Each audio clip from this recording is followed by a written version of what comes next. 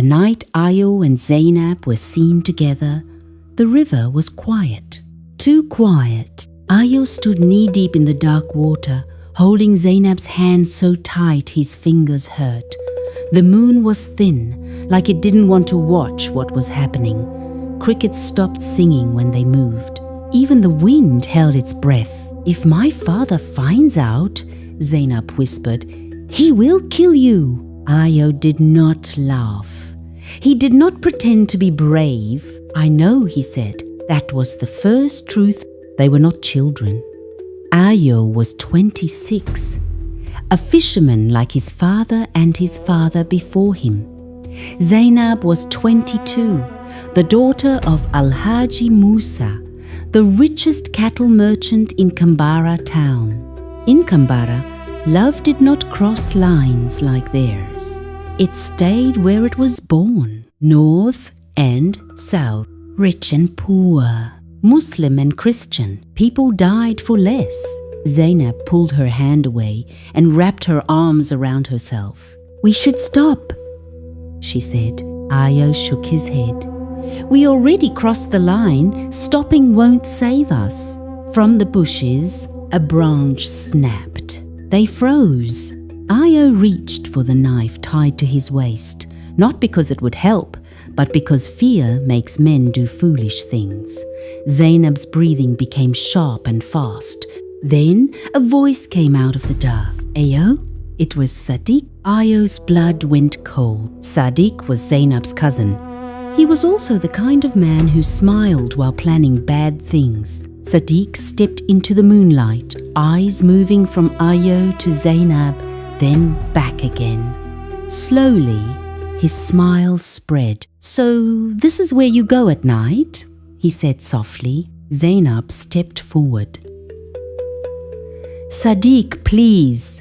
He raised a hand. "No, don't talk. I want to enjoy this."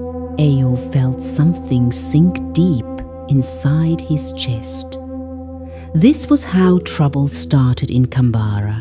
Not with shouting, with witnesses. Sadiq tilted his head. "Do you know what your father will do when he hears this?" Zainab's eyes filled with tears. Ayo stepped between them. "Leave her alone," Sadiq laughed. "You?" He looked Ayo up and down. "A fisherman touching what does not belong to him." Then he turned and walked away. "I didn't come here to fight," he said over his shoulder. "I came to see, and now I have seen." The river started to move again. Too late. No one said who talked first. Names were not mentioned, but eyes followed Ayo everywhere. Conversations stopped when he passed. Women pulled their children closer. At the river, old men sat in silence, nets untucked. Ayo's father, Baba Kunle, did not ask questions. He just looked at his son for a long time. "You have brought fire into this house," he finally said. "I love her." Ayo replied. His father slapped him. It was not a hard slap. It hurt more because of what it meant. "Love does not feed you," Baba Kunle said. "Love does not stop bullets. Love does not stand before angry men." Across town, Zainab knelt in her father's compound, head bowed, hands shaking. Alhaji Musa paced like a wounded animal. "A fisherman," he said again and again. "A nobody, after everything I gave you." Zainab looked up. "I did not choose my heart." Her father stopped pacing. That was when the silence became dangerous. "Your heart," he said slowly, "will learn obedience." By afternoon, rumors had grown teeth. Some said Ayo had bewitched her. Some said Zainab was pregnant. Some said blood would wash the shame away. Sadiq sat with friends at the tea stall, enjoying every word. "They think it's love," he said, smiling. "It is war." Ayo and Zainab met one last time at the abandoned cocoa store by the old road. Zainab's veil was torn. Her eyes were swollen. "They are sending me away," she said. "To Kano. Tomorrow." Ayo felt the ground shift. "Then we leave tonight," he said. "We go south. Lagos. Anywhere." She hesitated. "If they catch us, they will kill me anyway." That was the second truth. They left after midnight. No drums, no prayers, just feet on dust and fear in their mouths. They did not know Sadiq followed them. They did not know a motorcycle waited at the crossroad.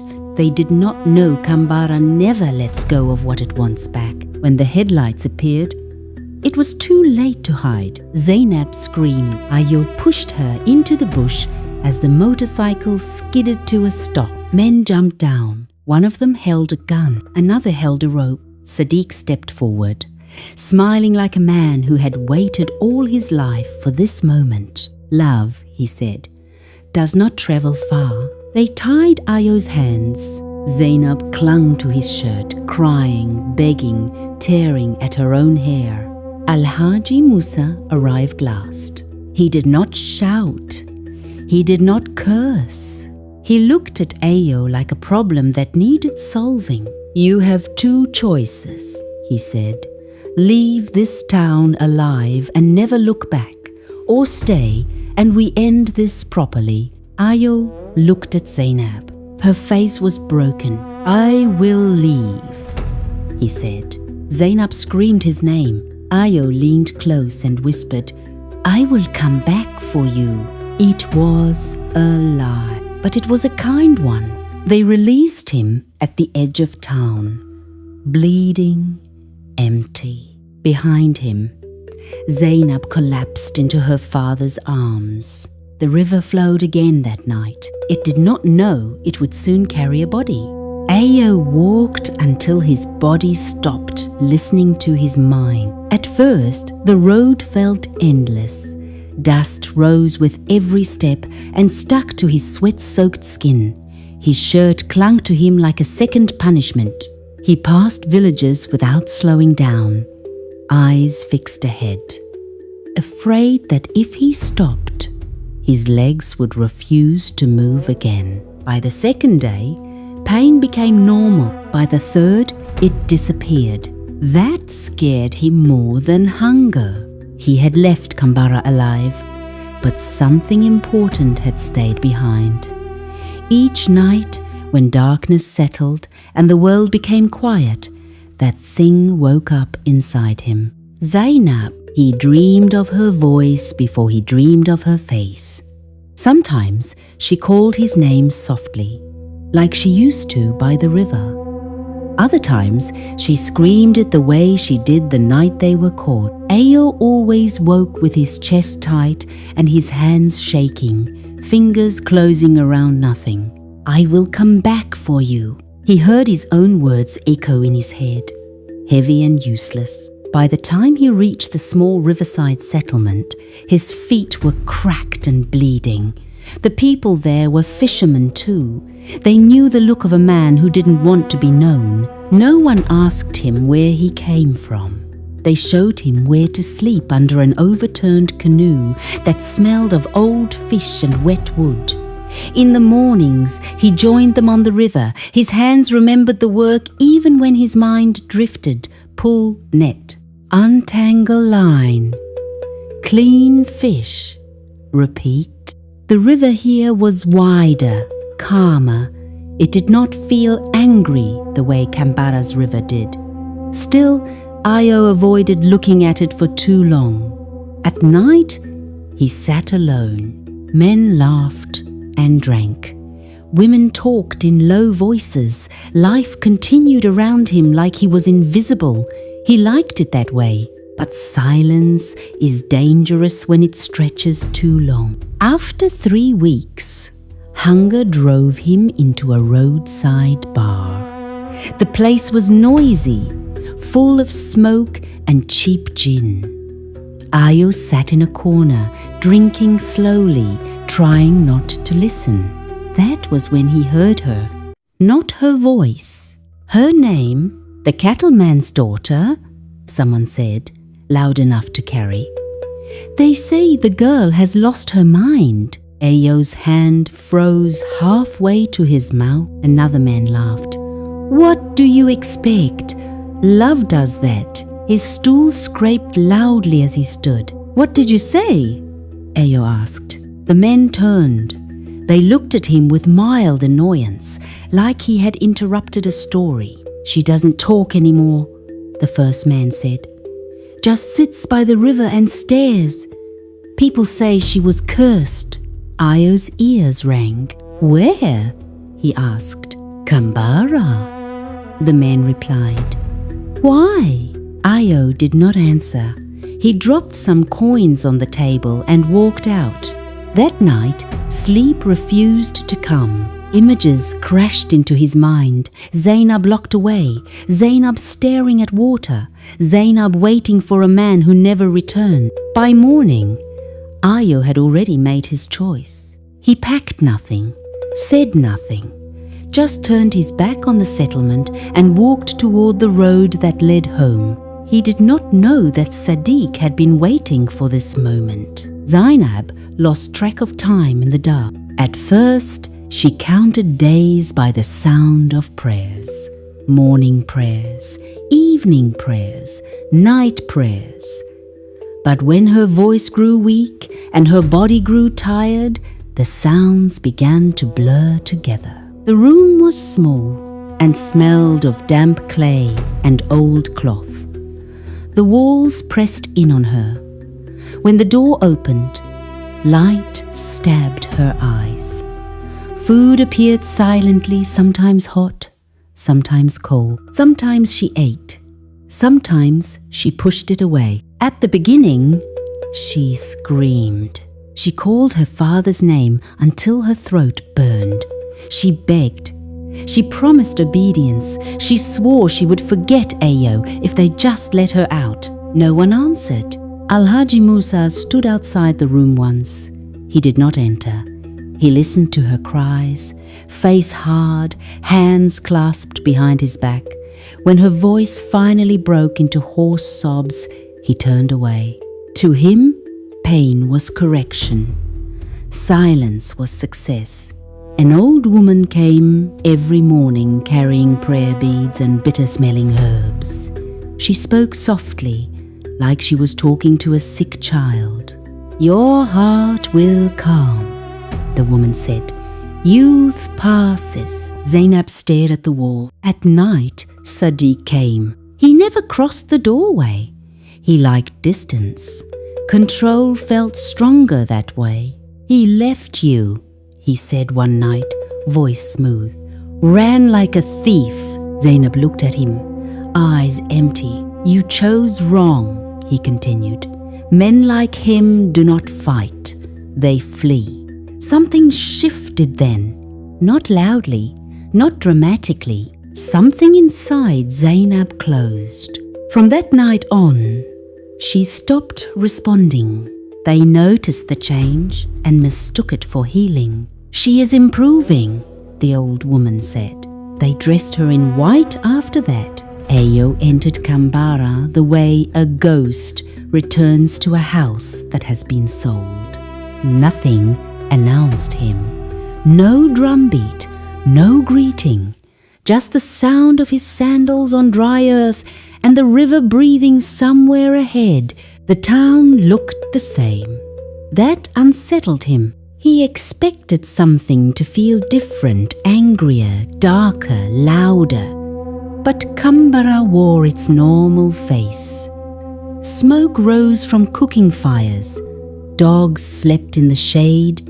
Somewhere, a radio played an old song. That was the first warning. Ayo moved carefully, keeping to narrow paths, avoiding open spaces. He did not go to his father's house. He did not go near the market. Every step was aimed at one thing. Zainab. He reached the abandoned cocoa store just before midnight. The building leaned to one side, its walls cracked like old skin. This was where they had last planned to run. Standing there again made his chest tighten. He pressed his palm against the wall, steadying himself. Ayo! The voice came from behind. He turned fast. Sadiq stepped into the moonlight, dressed neatly, hands relaxed at his sides. He looked healthy, rested, like a man who had slept well for weeks. Ayo's fists clenched. You should not have come back, Sadiq said calmly. Where is she? Ayo asked. Sadiq smiled, slow and knowing. By the river. She waits. The word waits landed like a gift. Ayo did not think. He moved. They were on him before he reached the path. Hands grabbed his arms. Rope snapped tight around his wrists. A gun pressed hard into his ribs, forcing the breath out of him. He tried to twist free, but the men were ready. This was not chaos. It was arrangement. Sadiq walked closer, lowering his voice. You always thought this was about love, he said. It was never about love. They dragged Ayo through the night. As the river came into view, understanding finally caught up with him. This was not punishment. It was instruction. Zainab stood at the riverbank, barefoot, wrapped in white cloth. The water moved gently in front of her. It made the same sound it always had. If she focused hard enough, she could almost pretend this was another night, another meeting. She heard footsteps, then a voice. Ayo. The name felt strange in her mouth, heavy, but it woke something that had been sleeping. He stumbled into the clearing, hands tied, blood on his lip. Their eyes met. For a moment, the world narrowed to just them. Ayo tried to step forward. The rope pulled him back. Zainab, he said, voice breaking. Al-Haji Musa raised his hand. The gun fired. The sound cracked the night open. Ayo fell. Zainab did not scream. She ran. Her white cloth darkened as she dropped beside him. She pressed her hands against his chest, like she could push life back in. He looked at her once more. Then nothing. Zainab lay down next to him and closed her eyes. The river flowed on. By morning, it carried two bodies downstream. The river remembers Sadiq lived. At first, life returned to Kambara the way it always did. Slowly, carefully, people spoke in low voices for a while, then louder. Children returned to the riverbank, though they did not swim as far. Sadiq laughed again. He drank. He told stories, but sleep stopped coming. At night, he heard footsteps near his door. When he opened it, no one was there. He began to smell river water in his room. One night, drunk and shaking, he went to the river to prove something to himself. They found his shoes at the edge. The river did not return him.